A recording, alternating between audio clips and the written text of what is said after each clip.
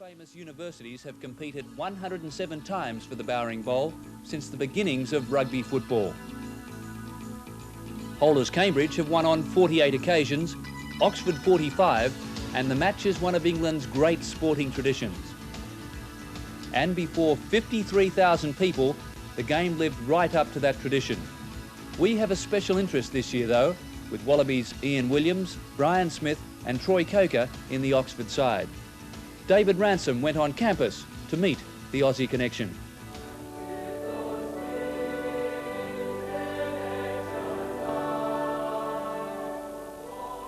They have become very much student princes of rugby union, Australian test players at Oxford, a university with roots in the 12th century, and thus one of the world's oldest.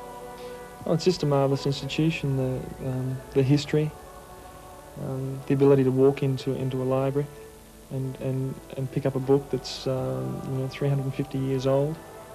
The people, there's a good mixture of overseas students along with the British students. Many contacts that we've made via the academic and also the rugby side of things through Oxford University. Examinations in this university tend to test more than anything else the level of understanding. Dr. Bartlett coordinates our tutors for our programs. We have a number of courses to undertake. At home it's very much a lecture-based system, and here it's a tutorial base. So that's different, but it's all learning and education.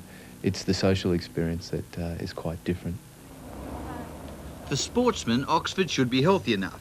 There are reputed to be 50,000 bicycles in this city, and after study, sport is a major priority. Oxford Rugby Union, the OURFC, which is the rugby club, I think it's an institution here in itself.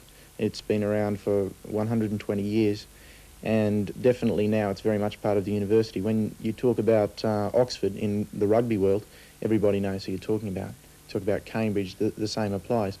I think the Oxford University Rugby Football Club team this year could hold its own anywhere in the world at the moment. That's been built up over the last 5 years, and a number of Australians have contributed to that and are still contributing. More a contribution to British rugby generally. Brian Smith is the captain of the Oxford team, Troy Coker is vice-captain, and in the match against Cambridge, Oxford fielded a total of 5 Australians. Cheers.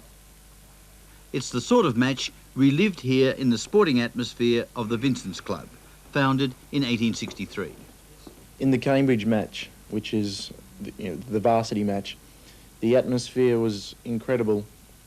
The crowd was bigger than most crowds that I've played against, with possibly the exception of Argentina.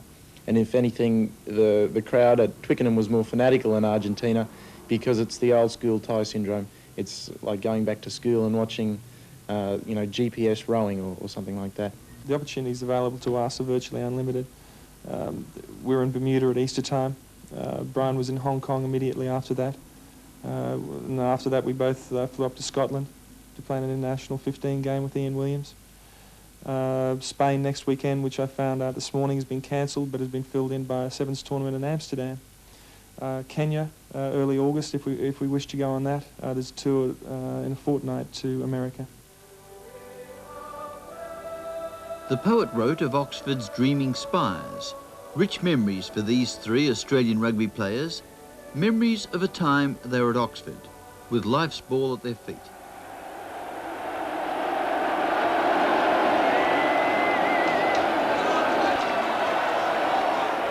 And that's cacophony of noise and excited anticipation which greets the teams here at Twickenham. And there's an Oxford lineup, well, a real cosmopolitan bunch this, with 5 Australians, 2 South Africans, New Zealand All Black, 3 Welshmen, an Irishman, and 3 Englishmen. The captain, Rupert Vesey, equaling the record appearances for an Oxford Blue. This is 5th, a local boy from Morwoodlyn College School in Oxford. Only 5 Old Blues in the side, but look at the added experience of 4 internationals in Ian Williams of Australia, that flying winger, Brian Smith, who's had a wonderful season at fly half, alongside David Kirk of All Black, and Troy Coker of Australia.